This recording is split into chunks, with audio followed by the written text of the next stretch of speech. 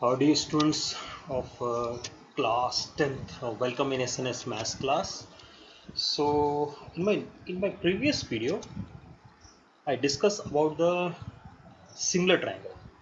या आप ऐसा कह सकते हैं कि वो हमारा ज्योमेट्री का फर्स्ट वीडियो था जिसमें हमने सिमिलर ट्रायंगल के बारे में स्टडी किया था और साथ में हमने क्या किया था कि उसमें बेसिक प्रोपोर्शनलिटी थ्योरम जो है उसको भी हमने डिस्कस किया था। डिस्कस मतलब उसका प्रूफ हम लोगों ने डिस्कस किया था वहाँ पर। सो क्या कर रहे हैं कि इन योर एनसीईआरटी बुक ना, जो एनसीईआरटी की बुक है उसमें उसके ठीक बाद में उसके ठीक नेक्स्ट जो एक्सरसाइज है हमारे पास 6.2, क्योंकि 6.1 को हमने उस वीडियो में ही सॉल्व कर लिया था, तो क्या करने जा रहे हैं हम एक्सरसाइज 6.2 एनसीईआरटी की इस वीडियो में सॉल्व करेंगे। क्योंकि ये बीपीटी के जस्ट आप के बाद वाली एक्सरसाइज है, इसका मतलब इसके अंदर जो भी फॉर्मूले यूज होंगे वो बीपीटी के ही होंगे। So here is our exercise 6.2 question number 1। एक स्क्रीन आपको नजर आ रही है और स्क्रीन में सी ये क्वेश्चन डायरेक्ट आपकी बुक से ही लिया गया है। सो नाउ सी करना क्या हमें इसमें क्वेश्चन के अंदर, अगर आप इस डायग्राम को देखेंगे, so now in this diagram क्या कह रहा है कि डी जो है ना वो बीसी के पैरेलल है और ईसी को फाइंड आउट करना है, राइट? ईसी को फाइंड आउट करना है। So now by BPT that is our basic proportionality theorem. Question ये इजी हो जाएगा क्योंकि बीपीटी से एडी अपॉन बीडी ये इक्वल होना चाहिए AE upon EC। Now see AD 1.5 है, BD 3 है, AE 1 है और EC फाइंड आउट करना है। सो सिंपल है ना, ये बिल्कुल सिंपल हो गया। इवन सेकंड क्वेश्चन में हमें AD फाइंड आउट करना है तो एग्जैक्टली सेम ऐसे ही क्वेश्चन है। जो हमारा सेकंड पार्ट है उसमें भी क्या करेंगे कि since D is parallel, D parallel है इसलिए हम AD अपॉन BD जो है वो लिख सकते हैं AE अपॉन EC। बस वैल्यू पुट कर दीजिए क्योंकि AD हमें कैलकुलेट करना है और BD इसने दे ही दिया हमें। AE 1.8 है और EC 5.4 है। सो ये क्वेश्चन तो बहुत सिंपल हो गया। वैसे बोर्ड एग्जामिनेशन में ना या इवन एग्जामिनेशन में जब 1 मार्क्स के क्वेश्चन की बारी आती है और अगर मुझे ज्योमेट्री सिमिलर ट्रायंगल से 1 मार्क्स के क्वेश्चन सर्च करने हैं तो ये एक अच्छा ऑप्शन होता है एग्जामिनर का कि वो इस तरह के क्वेश्चन को सिंपली इंक्लूड कर ले। सी नेक्स्ट क्वेश्चन। ओके, इस डायग्राम को मत देखिएगा क्योंकि डायग्राम नेक्स्ट क्वेश्चन का आई थिंक, क्योंकि डायरेक्ट कॉपी पेस्ट किया हुआ है तो डायग्राम एक्स्ट्रा डायग्राम आ गया है। इस डायग्राम का इस क्वेश्चन से कोई लेना देना नहीं है। क्या कह रहा है कि E and F are the points on the sides PQ and PR respectively of a triangle PQR। Okay, it mean एक ट्रायंगल है PQR और PQ पे E है और PR पे F है। For each of the following cases state whether EF is parallel to QR or not। हमें सिर्फ चेक करना है कि ये पैरेलल है। जैसे हम फर्स्ट केस लेते हैं, अब फर्स्ट केस में क्या कहा है इसने, फर्स्ट केस में P का है 3.9, ओके, EQ कहा है इसने 3, देन PF का है इसने 3.6 और FR को इसने दिया है 2.4। अब अगर ये इसके पैरेलल होगा तो बीपीटी क्या बोलती है? So in that case BPT की हेल्प से ये ट्रू होना चाहिए। इसका मतलब ये इस क्वेश्चन के जो भी 3 पार्ट्स हैं, बस हमें एक काम करना है, हमें चेक करना है कि देयर इज सम रिलेशन और नॉट, है ना, देयर इज सम रिलेशन और नॉट। जैसे इसमें एक हो गया 3 सेंटीमीटर 3.9 है, 2.4 है। नाउ 12 2 जा एट 12 3 जा, राइट ना। अभी हमें साफ दिख रहा है ये 3/2 का रेशियो नहीं है, इसका मतलब EF is not parallel to QR। Similarly second और थर्ड क्वेश्चन भी एग्जैक्टली ऐसे ही है। क्या करना है हमें रेशियो चेक करना है। अगर रेशियो हमारा इक्वल आता है तो हम कहेंगे कि EF QR के पैरेलल है, और अगर रेशियो इक्वल नहीं आता है तो हम कह देंगे कि ये पैरेलल नहीं है। So let us move toward the next one. अब ये नेक्स्ट क्वेश्चन में इन फिगर 6.18 और figure was there in the previous one ना, उसमें LMCB के पैरेलल है, LNCD के पैरेलल है, तो हमें AM अपॉन AB, ओके, हमें क्या करना है, AM अपॉन, हमें AM अपॉन AB चेक कर लेंगे और क्या लिखा उसने, किसके इक्वल है, AM अपॉन AB जो है ANAD, ओके, तो जस्ट अ मिनट, शायद हम लोग आगे मूव कर गए, okay here it is, AN upon AN upon, मैं चेक ही कर लेता हूँ ना, नहीं तो फिर क्या होगा कि डेड कैसे लिख रहे हैं, सो AN अपॉन AD है, AN अपॉन AD, ये to prove, okay, question number 3 के लिए डायग्राम ये सामने रखा हुआ है, ओके, सो नाउ क्या कहा इसने क्वेश्चन के अंदर, एक चीज जो गिवन है हम वो पहले देख लेते हैं, जस्ट मिनट, गिवन क्या है इसके अंदर कि LN CB के पैरेलल है, LM जो है वो CB के पैरेलल है, LM CB के पैरेलल है, यानी ये लाइन पैरेलल है और ये लाइन पैरेलल है, सो नाउ हम ये नहीं बोल सकते कि इन ट्राइंगल AB, यहां पर C है, ABC में ML पैरेलल है BC के, तो अगर वो पैरेलल है तो BPT से क्या होना चाहिए, AM अपॉन BM जो है वो AL अपॉन LC के इक्वल होना चाहिए। दोबारा इसी देखिए सेकंड ट्राइंगल कौन सा, ADC, यानी हम फिर लिख सकते हैं कि इन ट्राइंगल ADC में LN जो है वो पैरेलल है CD के, तो इसका मतलब ये हुआ कि AL अपॉन LC जो होगा वो AN अपॉन ND के इक्वल हो जाएगा, राइट। अब इन दोनों का एक साइड इक्वल है, तो इसका मतलब ये साइड इस साइड के इक्वल होनी चाहिए, आंसर आ गया, है ना। जैसे हम कहेंगे कि दोनों के में, क्योंकि इन दोनों से फ्रॉम, इसको हम ऐसा बोलते हैं कि चलो ये 1 है और ये 2 है, so from 1 and 2 we may conclude that AM upon AB is equal to AN upon AD or hence the result. अब जैसे ये मैंने फर्स्ट 3 क्वेश्चन हम लोगों ने लिया है, सो मतलब क्या लग कैसे रहा है कि एक ट्रायंगल होगा, ट्रायंगल के अंदर या तो रेशियो होगा तो हम पैरेलल को ढूंढेंगे, या पैरेलल होगा तो हम रेशियो को ढूंढेंगे।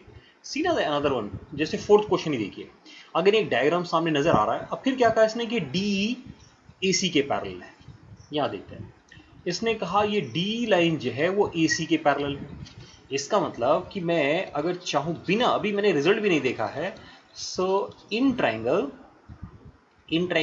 BAC क्या कह दिया इसने कह दिया कि D पैरेलल AC के है, तो जब पैरेलल होगा तो BPT से BD अपॉन AD जो है वो इक्वल होना चाहिए BE अपॉन EC।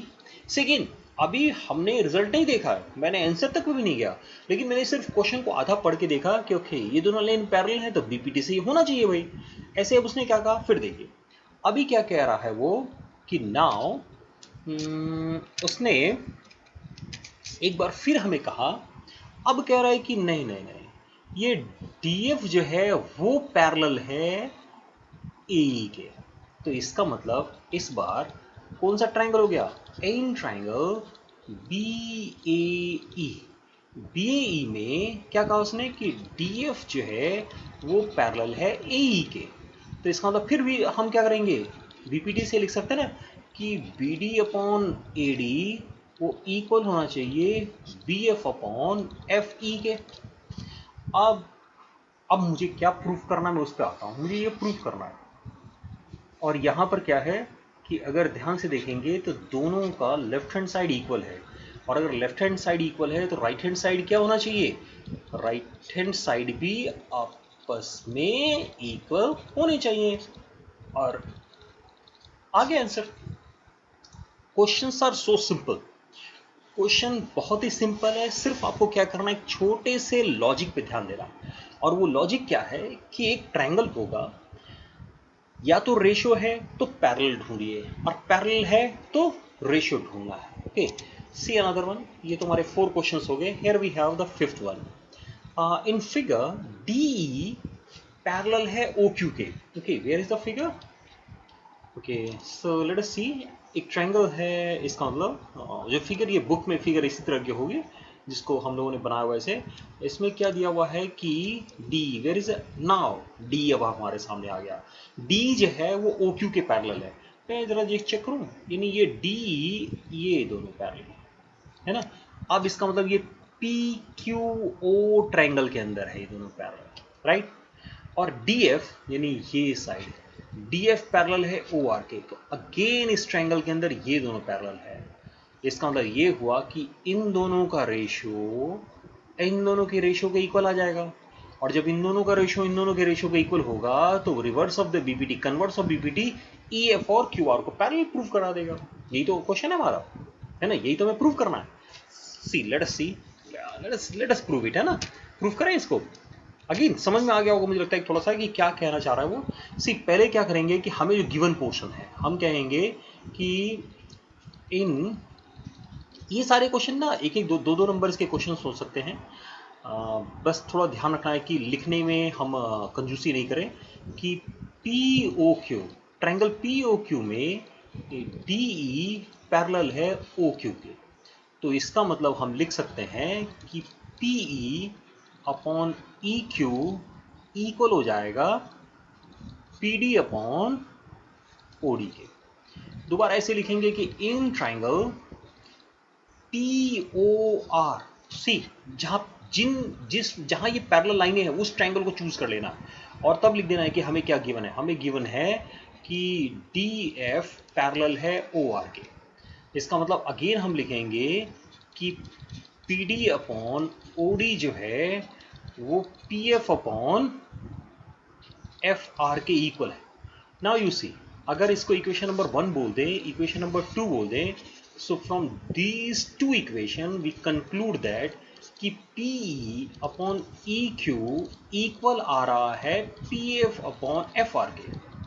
अब अगर P E upon E Q P F upon F R के इक्वल है, तो अब अभी देखो, पहले क्या था, पहले पैरेलल गिवन था, हमने रेशो लिख लिया। अब रेशो गिवन है, रेशो गिवन है यानी पैरेलल हुआ, तो ये रेशो किस ट्रायंगल से है वो देखिए। ट्रायंगल को वापस करते हैं। हमारे पास क्या है, पी है और हमारे पास ई क्यू है।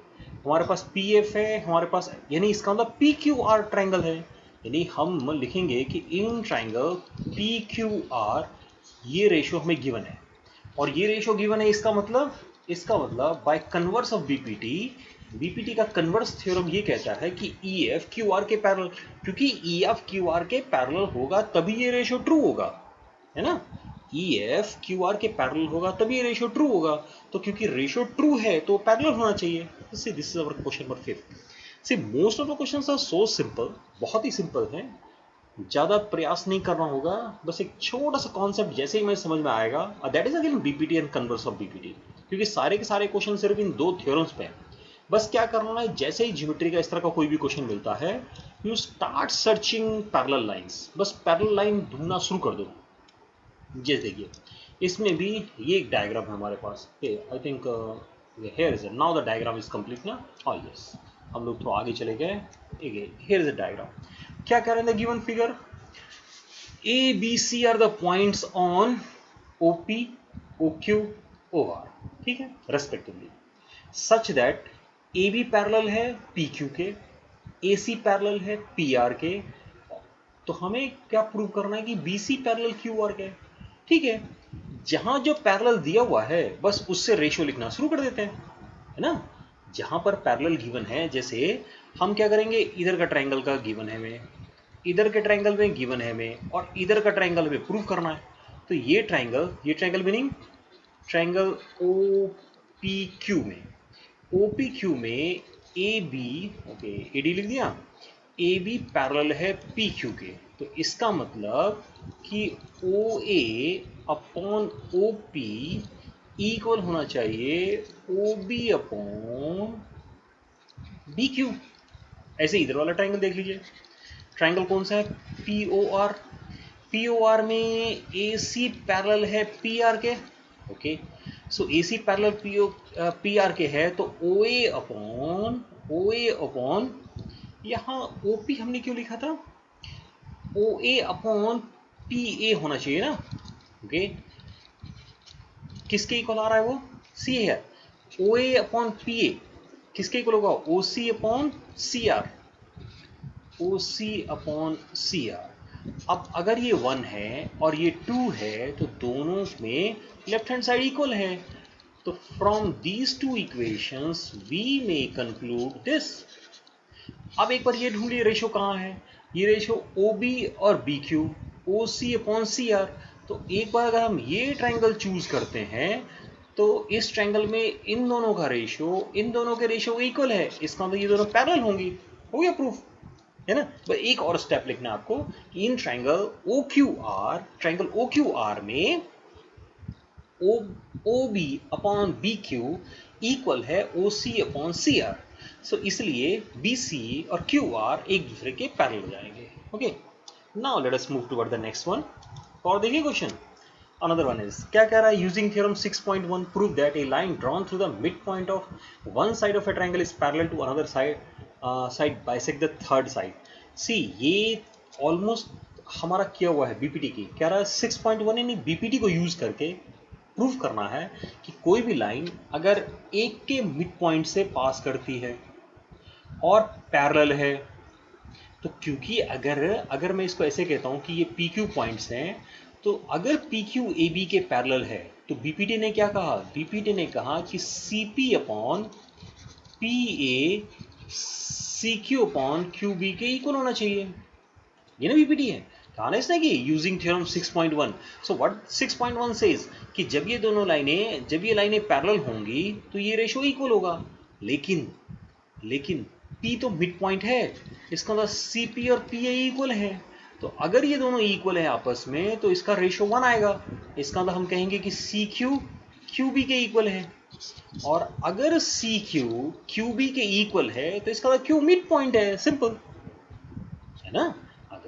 अगर भाई ये दोनों इक्वल हैं, कब इक्वल होंगे, मिड पॉइंट के कारण इक्वल होंगे। क्यू मिड पॉइंट होगा तभी तो इक्वल बनाएगा उसको। सो 1 से 1.5 लाइन का क्वेश्चन है ये, सिर्फ क्या करना है, बीपीटी को यूज करना है ना। ओके, पी क्यू मैंने लिख दिया था। Here is now converts of BPT. जो हमारा प्रीवियस क्वेश्चन है ना उसका एग्जैक्टली ये रिवर्स हमें प्रूव करने के लिए कह रहा है ना।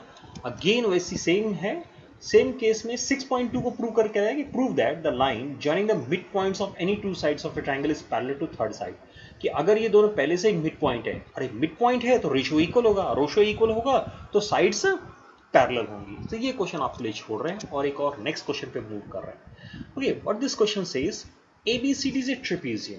Okay, so we have a trapezium ABCD in which AB parallel to CD. Okay, यहाँ तक ठीक है, and its diagonal intersect each other at point O. Okay, here is a diagonal and they intersect at O. यहाँ तक ठीक है। हमें क्या प्रूव करना है कि AO, whereas हमें प्रूव करना है कि ये AO और BO का रेशियो CO और DO का रेशियो के इक्वल होगा, है ना। ये हमें प्रूव करना है। अब यहां पर ट्रायंगल के अंदर पैरेलल लाइन कहीं नहीं है। जो भी ट्रायंगल्स बन रहे हैं, ट्रायंगल क्या बन रहा है, एक ट्रायंगल बन रहा है यहां पर ACD, नहीं, लेकिन इसके अंदर कोई पैरेलल लाइन नहीं है। लाइन तो ये दोनों पैरेलल है। ऐसे ही ट्रायंगल यहां बन रहा है, यहां भी पैरेलल नहीं है ना।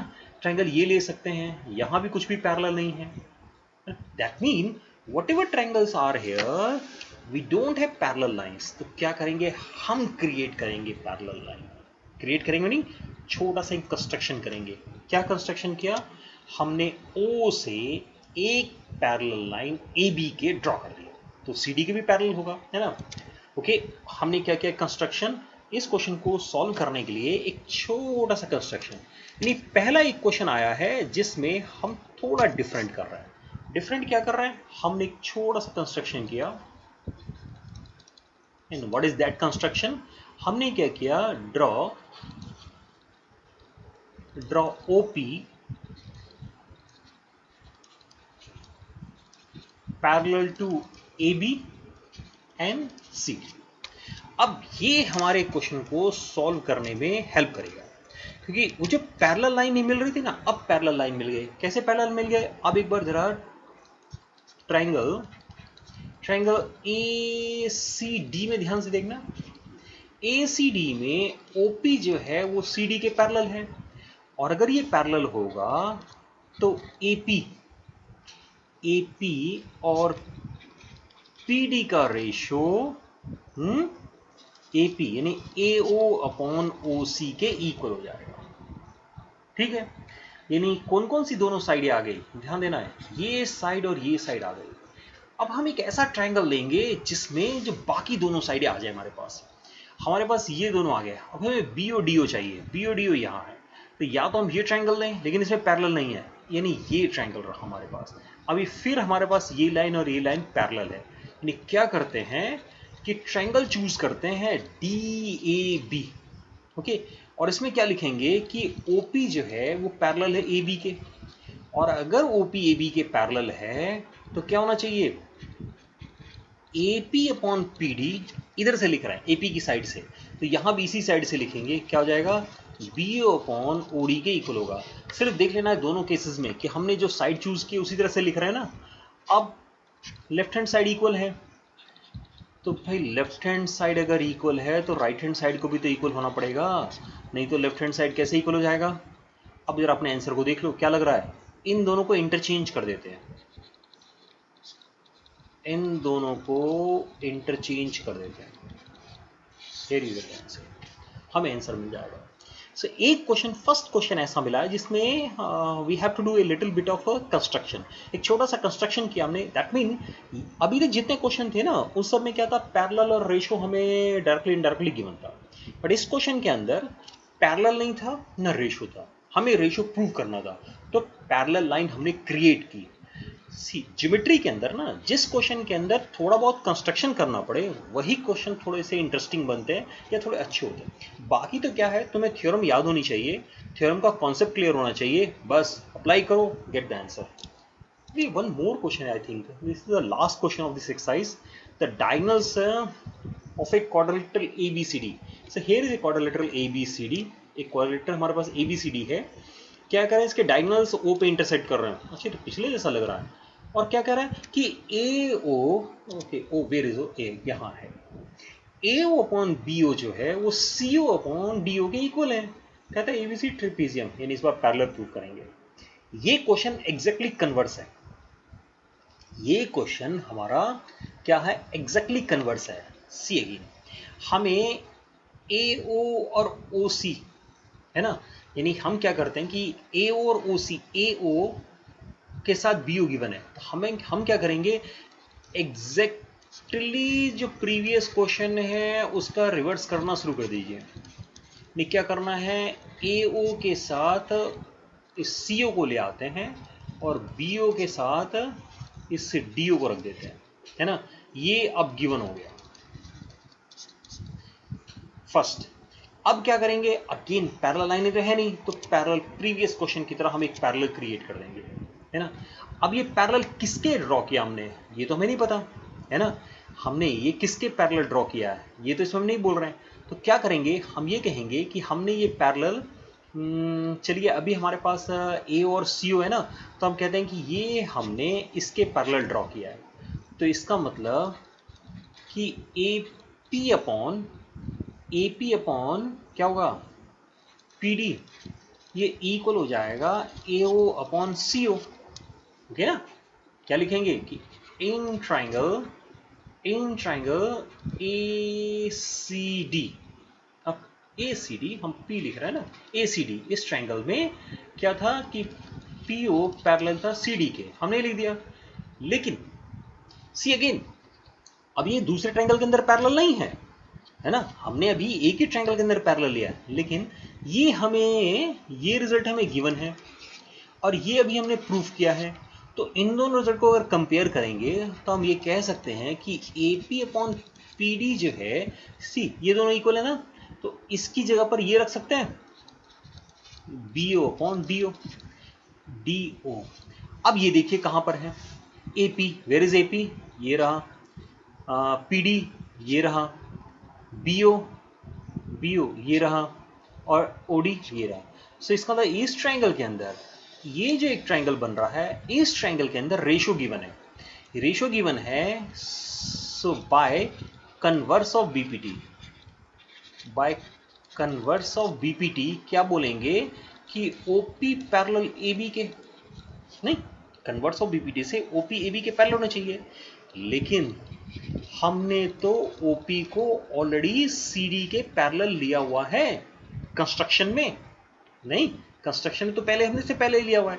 अब OP हमने प्रूफ किया कि AB के पैरेलल है, हम कह रहे हैं कि OP CD के पैरेलल है, इसका मतलब AB पैरेलल होना चाहिए CD या DC, है ना, ये एक पैरेलल होनी चाहिए। और अगर इस क्वाड्रिलेटरल में AB और DC पैरेलल है, इसका मतलब क्वाड्रिलेटरल कैसा है? It is simply A trapezium, ये एक ट्रेपेजियम है, hence the result. Sir again I think question number 9 and 10 थोड़े से ठीक है ना, मे बी एग्जामिनेशन में 3 मार्क्स में पूछे जा सकते हैं, है ना, अगर एग्जामिनर का मन करे। whatever exercise are there in your book NCERT ना, see as far as geometry portion is concerned, आप अपनी ज्योमेट्री की प्रिपरेशन के लिए ना NCERT और NCERT exemplar more than sufficient है। थोड़े बहुत एक्स्ट्रा क्वेश्चन करने हैं तो आप कोई बुक चूज कर सकते हैं, लेकिन अगर CBSE एग्जामिनेशन की बात करेंगे तो CBSE एग्जामिनेशंस में NCERT और NCERT एग्जाम्पलर के बाहर के क्वेश्चन ना के बराबर आते हैं, या क्वेश्चन वो आते हैं जो ऑलमोस्ट इन क्वेश्चनों से मैच करते हुए मिलेंगे, इन क्वेश्चन जैसे ही होंगे। ओके, तो वहाँ पर बहुत नहीं चिंता करनी है उसकी ज्योमेट्री को लेके। और जब ज्योमेट्री में आप क्वेश्चन सॉल्व करने जाएंगे, चाहे कोई भी बुक ले लीजिए जो बोर्ड एग्जामिनेशन के लिए लिखी गई है, उसमें हार्डली 10 से 20% क्वेश्चन ऐसे होंगे in which you need to do something, मतलब समथिंग में जैसे इसमें हमने पैरेलल लाइन ड्रॉ किया, ऐसा कुछ करना होगा। रेस्ट ऑफ द क्वेश्चंस बिल्कुल सिंपल होते हैं, बिल्कुल आसान होते हैं, सिर्फ एक्सरसाइज के पहले वाला कॉन्सेप्ट आपको क्लियर होना चाहिए, उस थ्योरम का प्रूफ आना चाहिए। प्रूफ अगर हम प्रूफ को पढ़ेंगे तो हम कॉन्सेप्ट से और अच्छे से क्या हो जाएगा, वो कॉन्सेप्ट और हमें अच्छे से प्रिपेयर हो जाएगा, याद हो जाएगा, तो हम उसको उसका एप्लीकेशन ईजिली कर पाएंगे। सो फ्रेंड्स, ये रहा एक्सरसाइज सिमिलर ट्राइंगल की सेकंड एक्सरसाइज, है ना। फर्स्ट एक्सरसाइज हम लोगों ने ऑलरेडी प्रीवियस वीडियो में सॉल्व किया था, इस वीडियो में मैंने सेकंड एक्सरसाइज सॉल्व किया है। So in our next video we discuss more about the theorems, जो और भी जो थ्योरम्स है हम नेक्स्ट वीडियो में बाकी थ्योरमों को भी डिस्कस करेंगे। So keep watching my channel. Once again, thank you very much for watching this video. Keep watching.